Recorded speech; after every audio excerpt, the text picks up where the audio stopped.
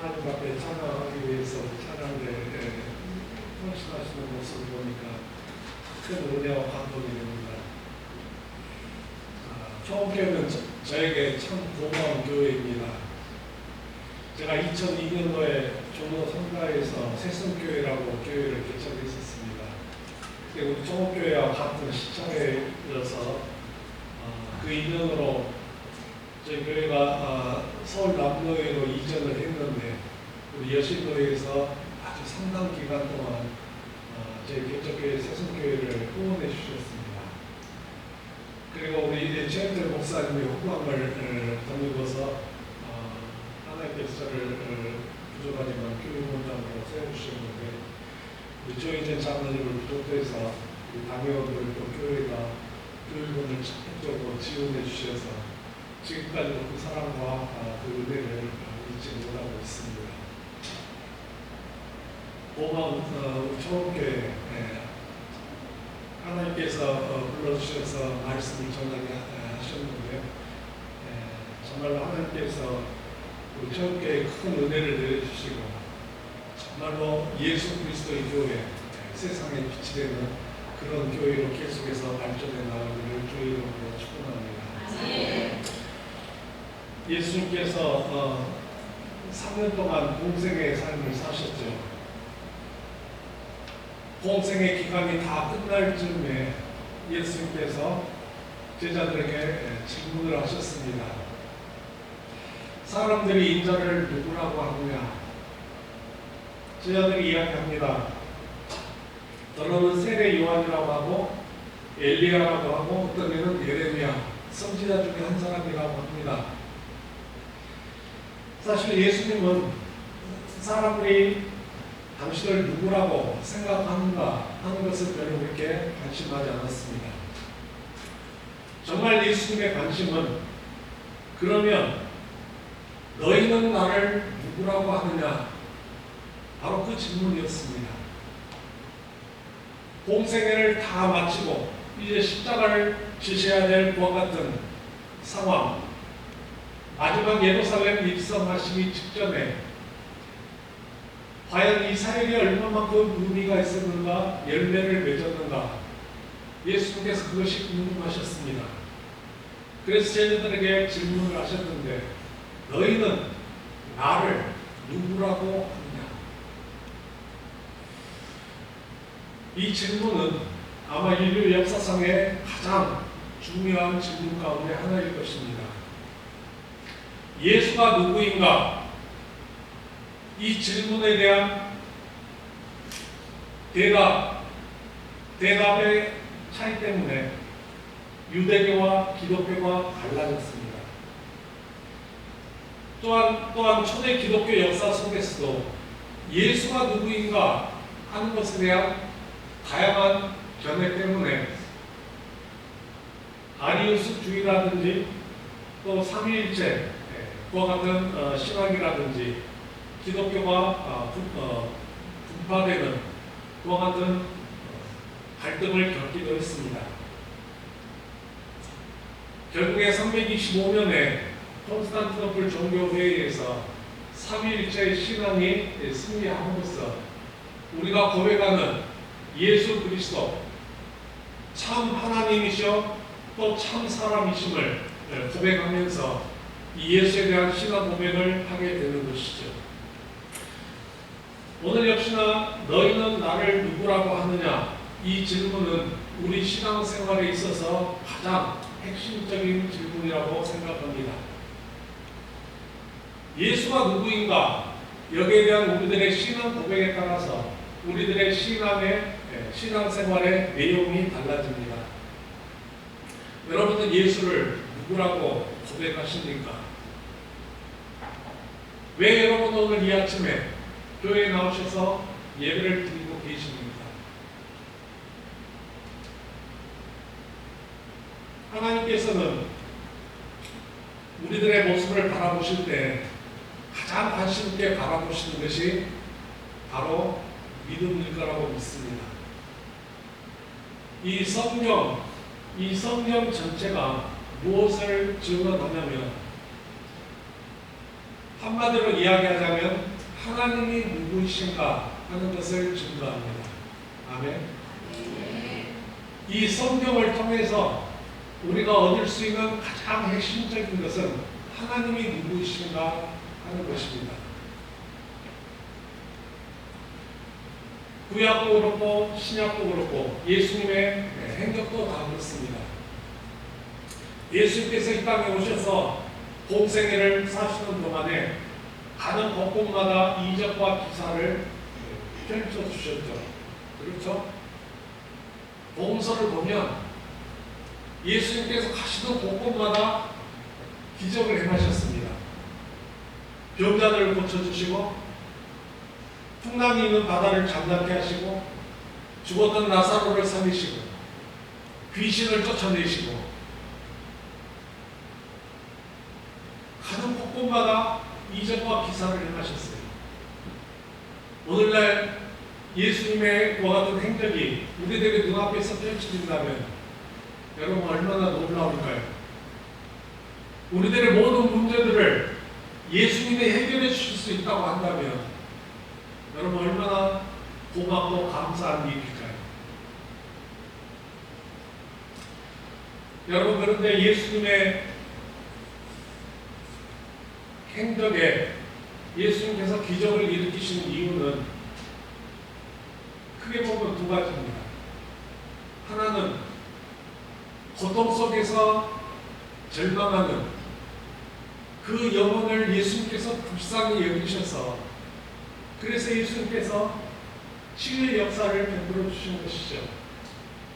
귀신 들린 딸 수르번nik의 여인이 예수님께 와서 주여 옳습니다마는 개들도 주인의 상에서 떨어지는 부스러기는 먹습니다. 그 부스러기에 은혜라도 주십시오. 모든 그와 같은 능력을 딸을 살리고자 하는 어머니의 그 같은 사랑으로 예수님 앞에 간청했을 때 예수님 마음이 감동하지 않을 수가 없었습니다. 고통 속에 처해 있는 우리들의 모습을 보시면서 예수님께서는 정말 우리를 안타깝게 바라보시고 도와주시기를 원하시는 줄로 믿습니다. 지난주에 김 목사님이 오병이어의 기적에 대해서 설교를 하셨더라고요. 해는 져갔는데 수많은 무리들이 방황하는 그 모습을 보면서 예수님께서 저들을 먹이셨습니다. 제자들에게 말씀하시죠. 너희가 먹을 것을 주어라.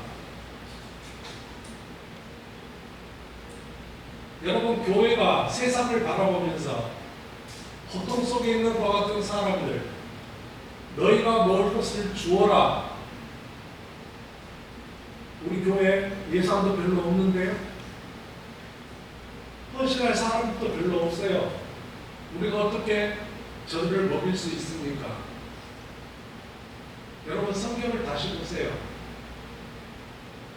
하나님께서 능력을 주시니까 믿음으로 저들을 먹이라, 저들을 구원하라 말씀하신 줄로 믿습니다. 여러분 우리가 모든 어려움이 있을 때 여러분 기도하셔야 됩니다.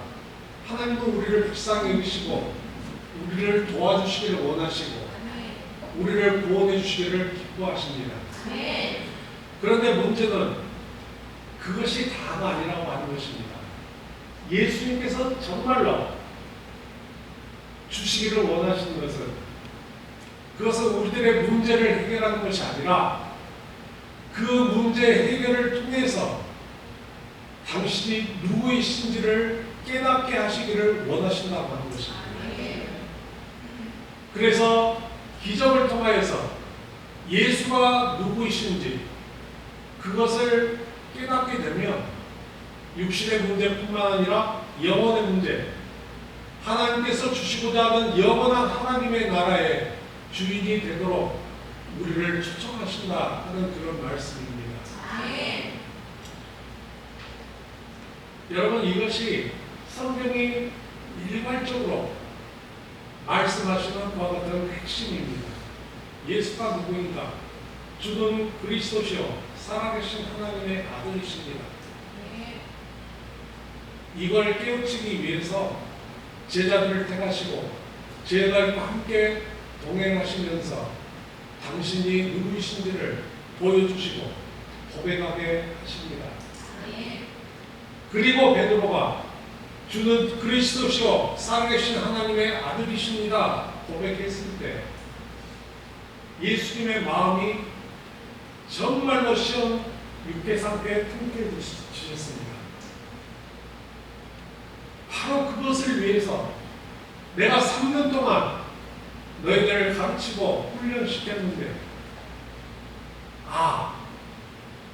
너가 바로 이제 됐구나. 예수님께서 발견하시구나. 네가 복이 있도다. 이를 알게 하는 이는 혈육이 아니요 하늘에 계신 내 아버지시다. 너는 베드로다. 내가 이 반석 위에 내 교회를 세우리니 음부의 권세가 이기지 못하리라. 아멘. 할렐루야. 여러분, 이 세상에 음부의 권세가 얼마나 가득 차 있습니까? 예수가 그리스도라고 하는 우리들의 이 고백 속에 음부의 권세가 이기지 못하는 비밀이 담겨 있는 줄로 믿습니다. 여러분, 구약도 마찬가지죠. 이스라엘 백성들이 출애굽해서 10하루 만에 가데스 바네아라고 하는 곳에 도착했습니다. 가나안 땅이 목전입니다. 하나님께서 너희 부족 가운데 12명을 택하라. 그리고 그 땅을 정탐하여 보라 명령하셨습니다. 그래서 12 정탐꾼이 가나안 땅을 가서 보죠. 근데 돌아왔습니다. 보고를 하는데 여호수아와 갈렙을 제외한 나머지 10 정탐꾼들은 아이고 죽었다. 아이고 이제 우리는 죽었다 하면서 얼굴이 사색이 되어가지고 백성들에게 보고합니다. 여호수아와 갈렙은 옷을 찢으면서 그것이 아니다 이야기하지만 이스라엘 백성들은 그 10 정탐꾼들의 이야기를 듣고 박새내에 통곡하면서 그러면서 울부짖죠. 하나님께서 그 모습을 보면서 대노하셨습니다. 극대노하셨죠. 그래서 그들을 다시 광야로 내모시면서 38년 동안 광야에서 훈련하게 하시죠. 그리고 나서 다시금 가데스 바네아에서 이제 마지막 그 2세대들이 가나안 땅을 차지하게 되는 그와 같은 역사를 우리들에게 보여줍니다. 하나님의 신정이 어땠을까? 아브라함을 택하셔서 창성한 민족이 되게 하시고 애굽에서 고통을 받을 때 때가 참에 모세를 통해서 약속의 땅 가나안 땅에 모든 스토리들이 다 완성되어 갑니다. 그런데 정작 마지막 순간에 이스라엘 백성들이 믿음이 없어서 그 땅을 차지하지 못하는 것이죠. 가나안 땅은 믿음이 있어야 들어갈 수 있는 곳입니다. 어떤 믿음이요? 어떤 믿음입니까? 하나님을 의지하는 믿음입니다. 12 정탐꾼들이 보는 것은 다 똑같았어요. 눈으로 보는 것은 다 똑같아요. 저 땅은 정말 신이 탐스러운 땅이다. 여기 과실들을 보라. 너무나 적과 꿀이 흐르는 좋은 땅이다. 그런데 우리는 저 땅을 차지하지 못한다. 왜요? 저들은 네피림의 후손이고 기골이 장대하고 저들의 성벽은 높고 단단해서 우리같이 430년 동안 노예살이를 했던 이 삐쩍 말른 메뚜기 같은 우리들의 모습을 가지고 어떻게 저 땅을 차지하느냐. 이성적으로 생각하면 맞는 말이죠. 이성적으로는 맞는 말이에요. 합리적으로는 맞는 말이에요. 그런데 성경은 절대 합리적이지 않습니다. 여호수아와 갈렙은 무슨 소리냐? 하나님이 우리에게 저 땅을 주시겠다고 하지 아니하셨느냐? 저들은 우리들의 밥이다. 어서 가서 저 땅을 차지하자. 말도 안 되는 소리죠. 그러지 않습니까? 말도 안 되는 소리를 해요. 그런데 성경은 여호수아와 갈렙 같은 믿음을 가진 사람이 가나안 땅을 차지할 수 있다 말씀하십니다. 저들이 광야에서 여러 가지 어려움 속에서 결국에는 어떤 훈련을 받습니까? 훈련의 목적이 뭐예요? 훈련의 목적은 하나님이 누구신가 하는 것을 깨닫는 것이었어요. 반석을 가르시고 물을 나게 하시고 쓴물을 단물로 만드시고 구름기둥과 불기둥으로 인도하시고 하나님의 은혜가 없으면 도저히 생존할 수 없는 그 수많은 군중들이 수십 년 동안 생존했다고 하는 것은 하나님이 살아계시다 하는 것을 보여주는 거 아니에요? 여러 가지 기적 속에서 하나님이 얼마나 놀라우신 분인가, 얼마나 대단하신 분인가, 그걸 체험하는 거 아니에요? 여러분, 우리 인생도 마찬가지잖아요. 우리 인생도 광야 같은 인생이잖아요. 얼마나 어렵습니까? 얼마나 힘듭니까?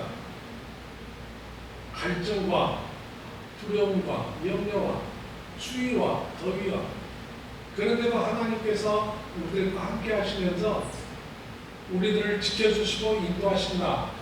여러분, 그 믿음으로 세상을 이기며 살아가야 되지 않겠습니까? 네. 그거예요. 하나님이 누구신가? 그거 알면 두려움이 없어져요. 또 있죠. 소년 다윗. 골리앗 앞에서 이스라엘 백성들이 철철 내고 있어요. 눈에 보이는 거 보면 거의 3m나 되는 그 골리앗 장군 어떻게 맞설 수가 있겠어요? 며칠 동안을 골리앗 앞에서 벌벌 떨고 있는데 하나님이 들판에서 소년 다윗을 불러들이십니다. 그러면서 골리앗 앞에 세우시죠. 이 말이 무슨 뜻일까요? 하나님을 경배한다는 사울 왕을 비롯해서 모든 이스라엘 성인들 가운데는 골리앗을 맞설 만한 믿음의 용사가 한 명도 없었다고 합니다. 왜 그랬을까요? 하나님이 누구신지를 모르니까. 소년 다윗은 어땠어요? 소년이지만 그는 하나님을 알았어요. 하나님이 어떤 분이시고 얼마나 위대하신 분이고 얼마나 나를 눈동자처럼 지켜주시는 줄 알았어요. 사자와 싸울 때, 곰과 싸울 때 체험 신앙을 가지고, 그리고 전쟁터에 가서 보니까 이거 저 골리앗이 감히 하나님이 이스라엘의 군대를 능력하는 그 모습을 보면서 눈을 잡지 못하죠. 내가 가서 저 개 같은 이방인 장수를 물리치겠다.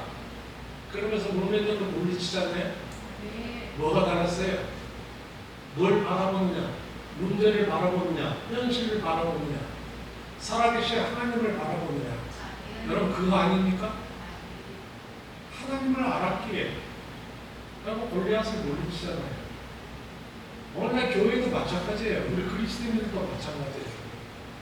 우리가 무엇을 바라보며 사느냐? 세상이 발전했다고 하지만 어렵기는 2000년 전이나 지금이나 다 마찬가지예요. 여러분, 어렵지 않습니까? 어려워요. 문제만 바라보면 우리는 승리할 수가 없어요.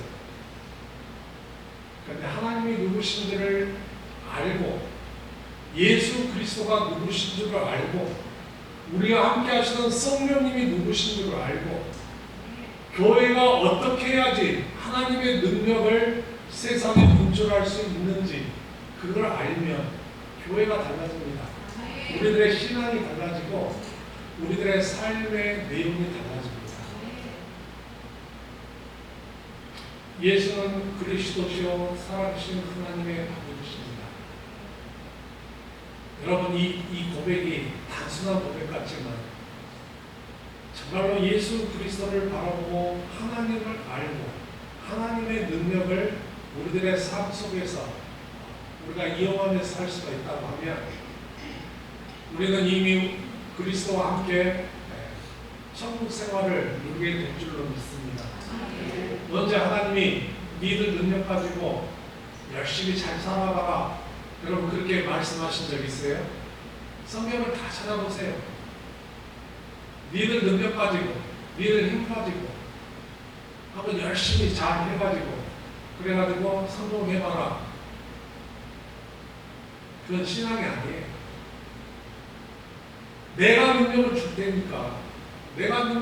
테니까 나를 믿고 요단강을 밟아라. 40년 후에 하나님께서는 요단강을 갈라주지 않으셨어요. 홍해는 갈라주셨죠. 믿음의 훈련을 시키신 다음에 요단강을 밟으면 갈라져요. 발을 내디디면 갈라져요. 한 발 한 발 내디딜 때마다 갈라져요. 마더 테레사가 그러지 않았습니까? 마더 테레사 아무것도 없었지만 믿음과 비전을 가지고 위대한 일을 하겠습니다.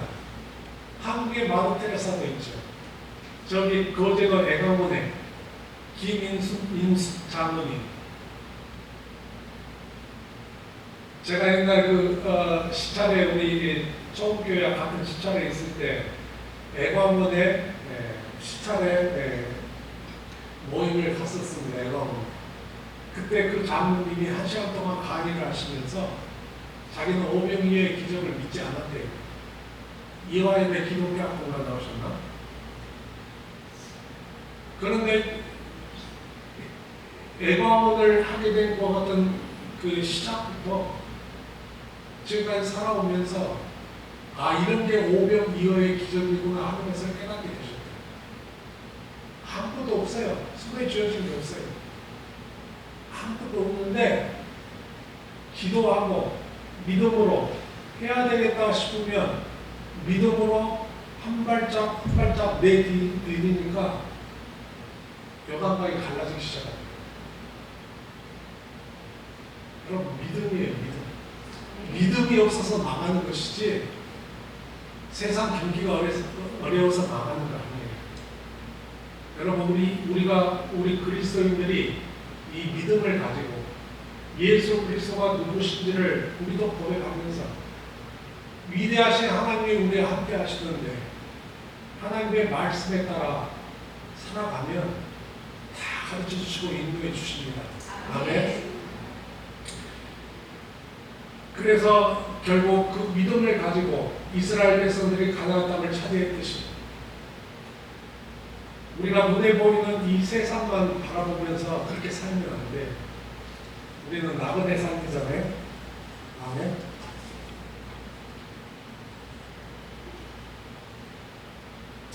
말씀을 마칠 시간이 다가오네요. 구약 성경은 태초에 하나님의 천지를 창조하십니다. 말씀하시면서 하나님이 창조하신 이 자연의 세계를 쫙 열어주신 창세기 1장 1절. 신약 성경 마태복음 1장 1절 어떻게 시작합니까? 아브라함과 다윗의 자손 예수 그리스도의 계보라.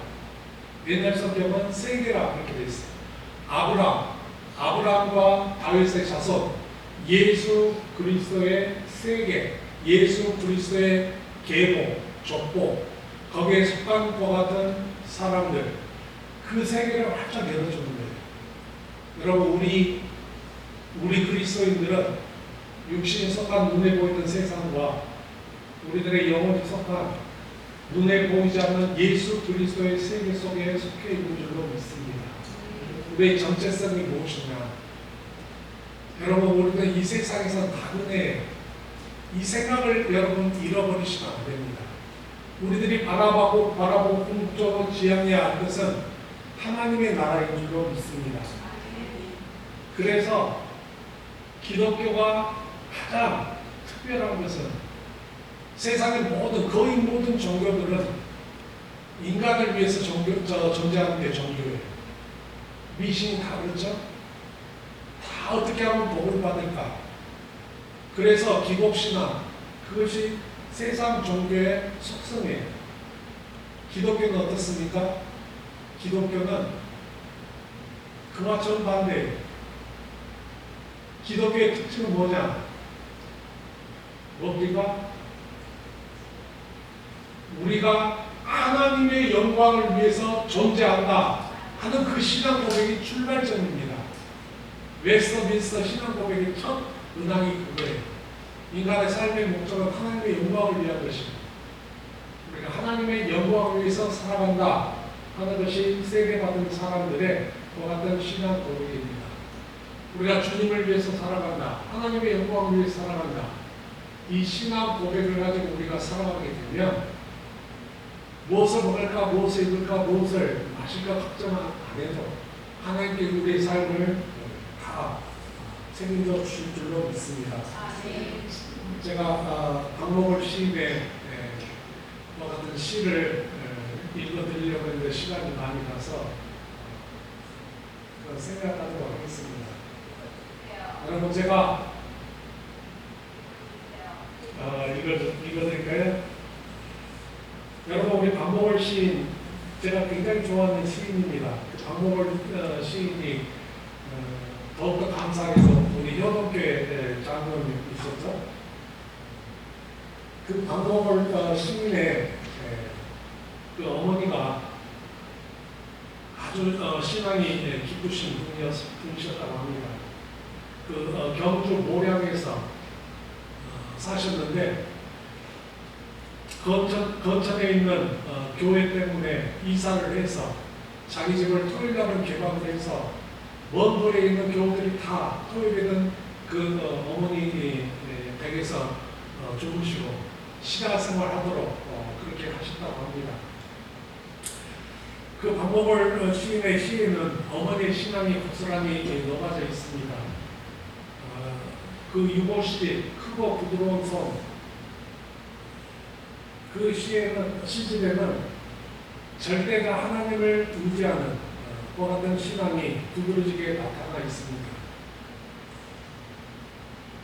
어머니가 남긴 구한 가족 성경책을 보고 감동적인 어머니의 언더라인이라고 하는 그 시를 쓰셨는데 저는 이 시가 너무너무 마음에 와 닿았습니다.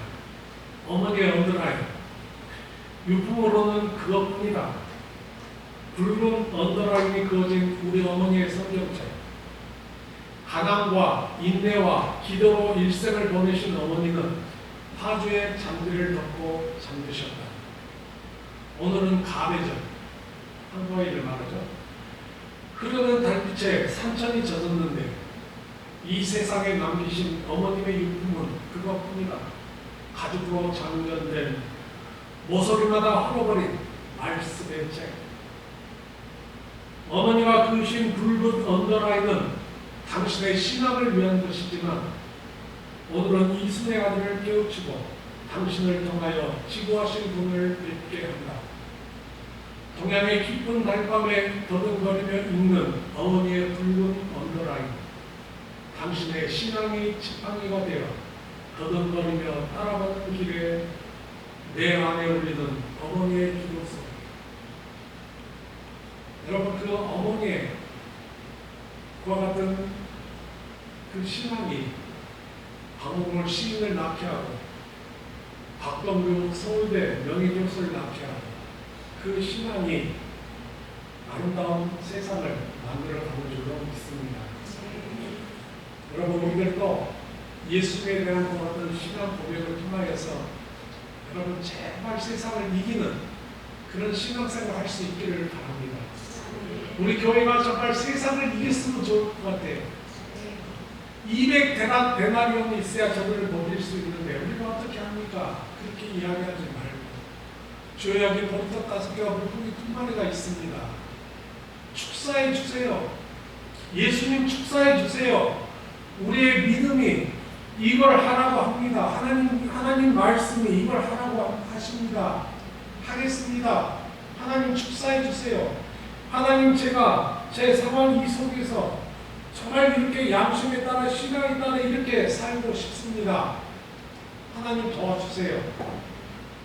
도와주십니다. 도와주세요. 사업하시는 분들, 간증들 들어보시면 하나님 분명히 도와주십니다. 우리 힘 가지고 내 손에 줄 가지고 살려고 하시지 마시고 주님 앞에 펼쳐놓고 하나님 도와주세요. 하나님 축사해 주세요. 하나님 우리 교회를 축사해 주세요. 하나님 이 시대를 축사해 주세요. 그 믿음을 가지고 음부의 권세가 이기지 못하는 우리 교회 이끌어갈 수 있기를 주의 이름으로 축원합니다. 기도하시겠습니다. 살아계신 하나님, 여러 가지 기적을 보여주시면서 보고서라도 믿어라 말씀하시는 하나님, 얼마나 간절하시기에 나를 믿어달라, 나를 알아달라, 내 능력을 가지고 이기며 살라 말씀하시는 줄 믿습니다. 이 믿음을 회복할 수 있도록, 그래서 우리들도 주는 그리스도시요 살아계신 하나님의 아들이십니다. 이 고백 속에 살아갈 수 있도록 축복하여 주옵소서. 예수님의 이름으로 기도합니다.